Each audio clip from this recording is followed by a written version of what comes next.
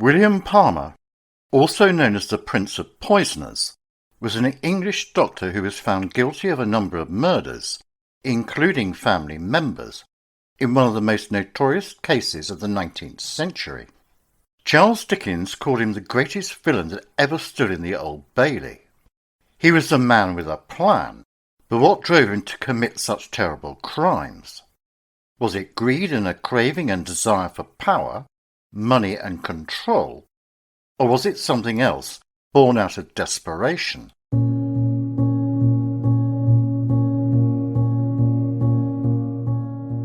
William Palmer was born on the 6th of August 1874 into relatively humble beginnings in Rudgley in Staffordshire in the West Midlands of England, and was the sixth of 8 children of Sarah and Joseph Palmer. His father worked as a sawyer and died when William was aged 12, leaving his widow with a legacy of £7,000, something which would later play a significant part in his life. But from an early age, he showed a predilection to small criminal activities that would escalate over the years. As a 17-year-old, Palmer started to turn to criminal activities, and while he worked as an apprentice at a Liverpool chemist, was dismissed after 3 months following allegations he stole money. Whilst working at another pharmacy, he fled when it was discovered he was running his own clandestine abortion service. He studied medicine in London at St Bartholomew's Hospital and qualified as a doctor in August 1846. After returning to Staffordshire later that year, Palmer met plumber and glazier George Abley at the Lamb and Flag public house in Little Hayward and challenged him to a drinking contest. Abley accepted and sometime later was carried home in a state of collapse, where he died in bed later that evening. Nothing was ever proved, but locals noted that Palmer had an interest in Abley's attractive wife. He also enjoyed gambling and horses, but his lack of success in this pursuit led him into serious debt. He also had a reputation as a bit of a ladies' man. He settled down to working in a modest practice in Rudgley and got married to Anne Thornton on the 7th of October 1847. Anne's mother had inherited £8,000 after her husband had committed suicide a few years earlier, and she is known to have lent Palmer money. She died 2 weeks after coming to stay at the Palmer household. An elderly Dr. Bamford recorded a verdict of apoplexy. Palmer was disappointed with the inheritance he and his wife gained from the death, having expected it to be much greater.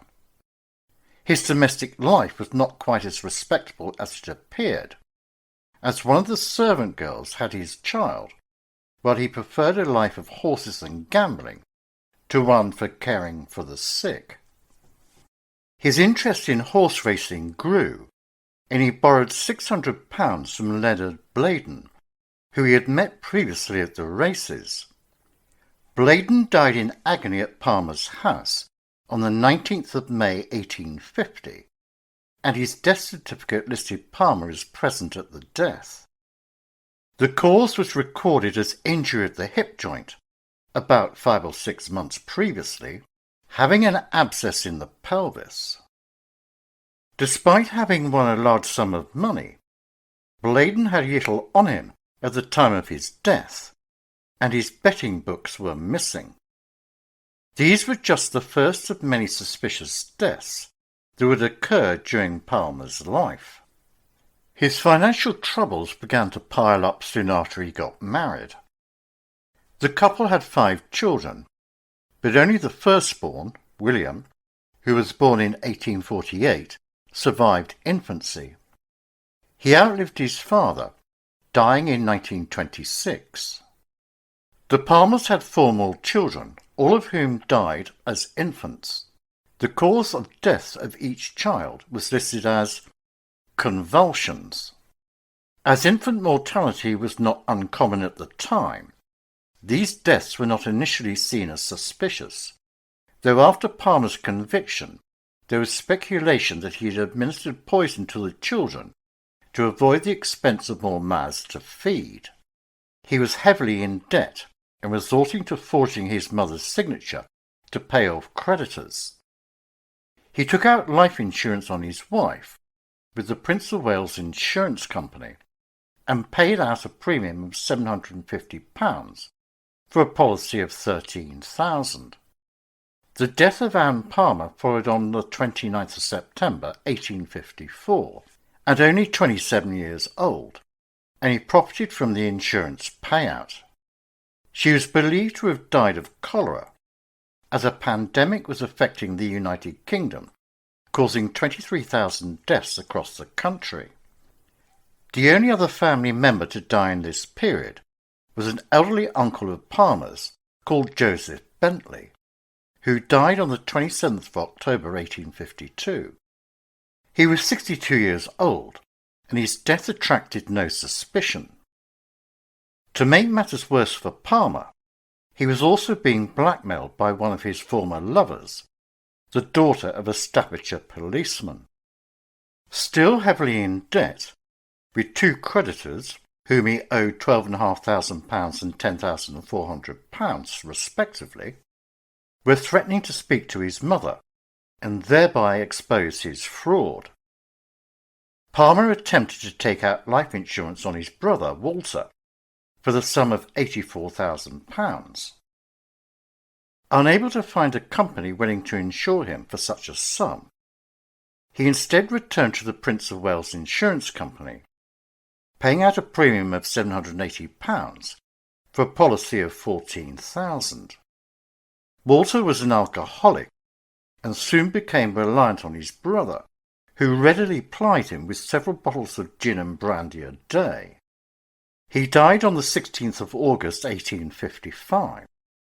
However, the insurance company refused to pay up and instead dispatched inspectors, Simpson and Field, to investigate.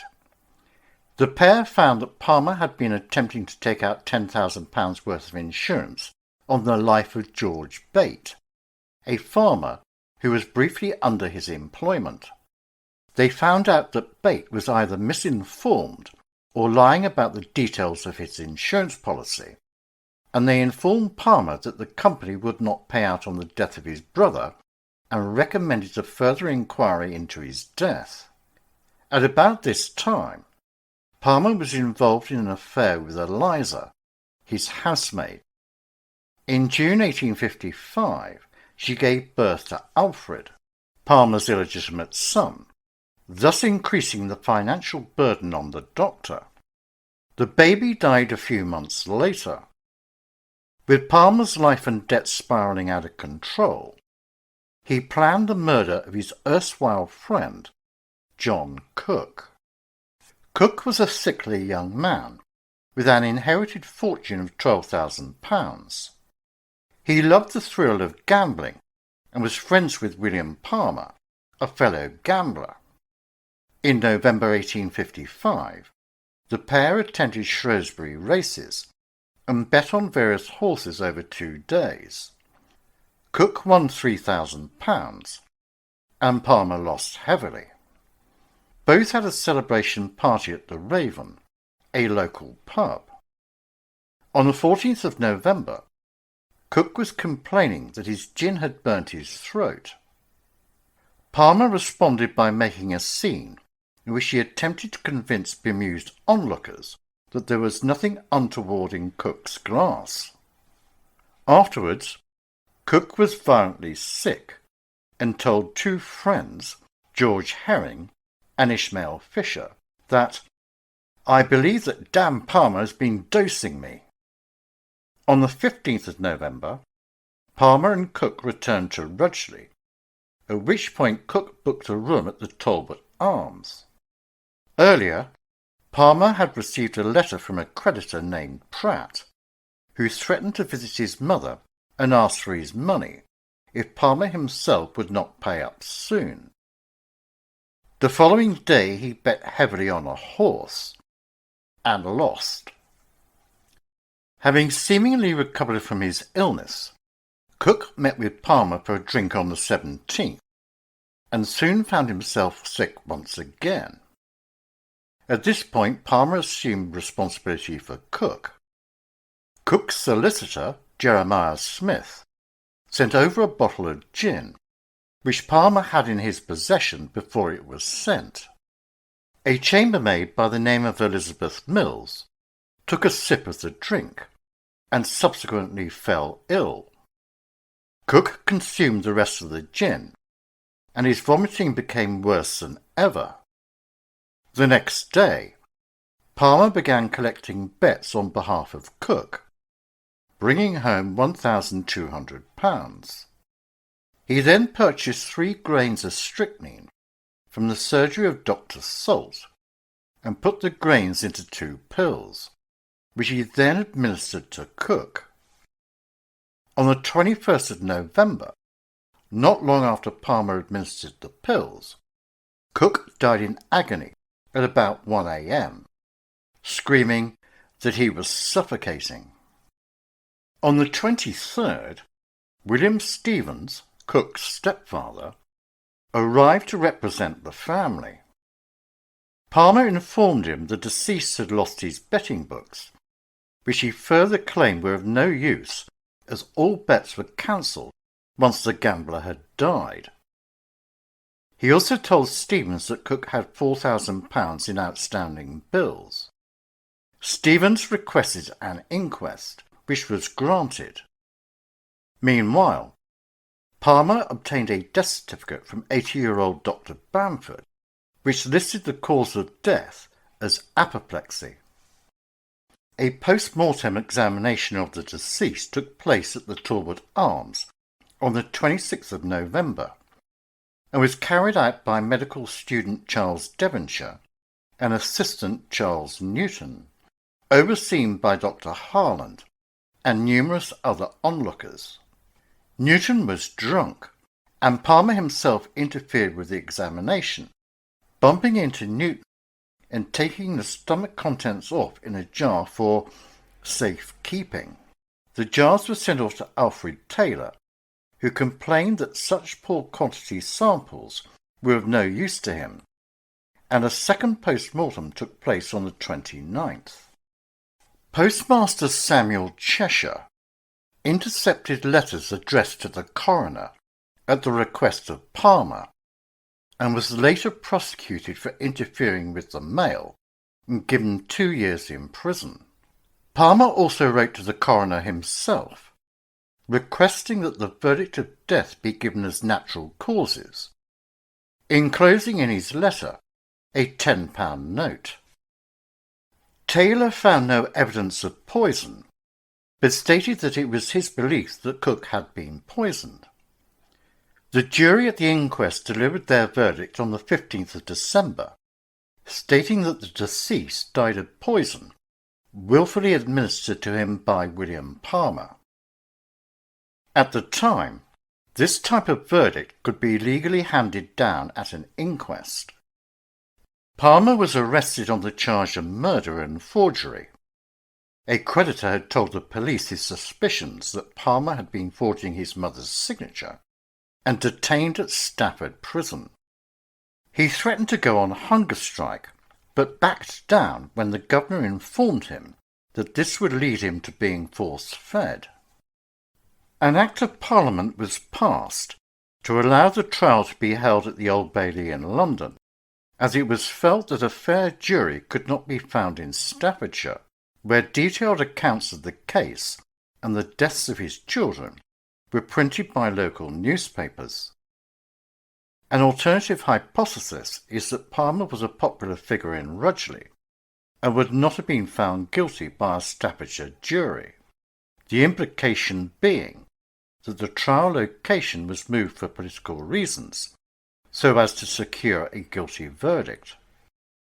Lord Chief Justice Campbell, the senior judge at Palmer's trial, suggested in his autobiography that had Palmer been tried at Stafford Assizes Court, he would have been found not guilty. The Home Secretary also ordered that the bodies of Anne, and William Palmer be exhumed and re-examined. Dr. Taylor found strychnine in all the organs in Anne Palmer's body. Palmer's defence at the trial in 1855 was led by William Shee. The defence case suffered adverse comment from the judge because Shee had, against all rules and conventions of professional conduct, told the jury that he personally believed Palmer to be innocent. The prosecution team of Alexander Cockburn and John Huddleston possessed fine forensic minds and proved forceful advocates, especially in demolishing defence witness Jeremiah Smith, who had insisted that he had no knowledge of Palmer's taking out life insurance on his brother, despite Smith's signature being on the form. Palmer expressed his admiration for Cockburn's cross-examination through the racing metaphor. It was in the riding that did it. A number of pieces of circumstantial evidence came to light. Elizabeth Mills said that as Cook was dying, he accused Palmer of murder. Charles Newton told the jury that he had seen Palmer purchasing strychnine. The chemist, Mr. Salt, admitted selling Palmer strychnine in the belief he was using it to poison a dog. He also admitted that he had failed to record the sale in his poisons book, as required by law. Charles Roberts, another chemist, also admitted selling Palmer strychnine without noting the sale in his book. Palmer's financial situation was also explained. Moneylender Thomas Pratt telling the court he lent money to the accused at 60% interest, and bank manager Mr. Strawbridge confirming that Palmer's bank balance had stood at £9 on the 3rd of November. The cause of Cook's death was hotly disputed, with each side bringing out medical witnesses. Few of them actually had any experience in human cases of strychnine poisoning, and their testimony would have been considered weak by 21st century standards. Dr. Bamford was ill, and his stated cause as congestion of the brain was dismissed by other witnesses. The prosecution told the jury that he had become mentally suspect in his old age. The prosecution witnesses included Alfred Taylor, who stated the cause of death was due to strychnine. He summed up his case to the jury by saying that, if the prosecution were correct, never therefore were circumstances more favourable for detection of the poison, and yet none was found. He summoned several witnesses who stated that the poison should have been found in the stomach contents, which had disappeared during the post-mortem. The prosecution had the last word, and an image was painted of Palmer as a man desperately in need of money in order to avoid debtor's prison, who murdered his friend for his money, and who had covered his tracks by sabotaging the post-mortem. The jury deliberated just over an hour before returning a verdict of guilty. Lord Campbell handed down the death sentence, to no reaction from Palmer. Around 30,000 people were at Stafford Prison on the 14th of June 1856 to see Palmer's public execution by hanging at the hands of George Smith. Some scholars believe that the evidence should not have been enough to convict him, and that it was his reckless reputation that had swayed the jury's minds. As he stepped onto the gallows, Palmer is said to have looked at the trap door and exclaimed, "Are you sure it's safe?" He was buried beside the prison chapel in a grave filled with quicklime. After he was hanged, his mother is said to have commented, "They have hanged my saintly Billy."